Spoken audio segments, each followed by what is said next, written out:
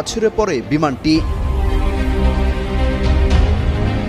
সোমবার দুপুর 1:30টার কিছু সময় পরই মাইলস্টোন স্কুল অ্যান্ড কলেজের একটি ভবনে বিধ্বস্ত হয় বিমানটি। এ বিষয়ে মাইলস্টোন কলেজের হিসাব বিজ্ঞান বিভাগের সহকারী অধ্যাপক সবুজ মিয়া বলেন, স্কুলের দোতলা ভবনের প্রবেশ মুখে বিমানটি বিধ্বস্ত হয়। তখন স্কুল ছুটি হয়ে গেছে, কিছু শিক্ষার্থী বের হয়ে গেছে, অনেকে ভেতরেই ছিল। বিমানটি বিধ্বস্ত হওয়ার পরপরই আগুন ধরে যায়। মুহূর্তেই ধোঁয়ার কুণ্ডলী বের হতে থাকে সেখান থেকে।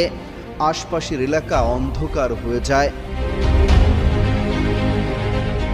দুর্ঘটনাস্থলে থাকা লাকি আক্তার নামের একজন অভিভাবক জানান, তার 2 সন্তান এখানে পড়তেন।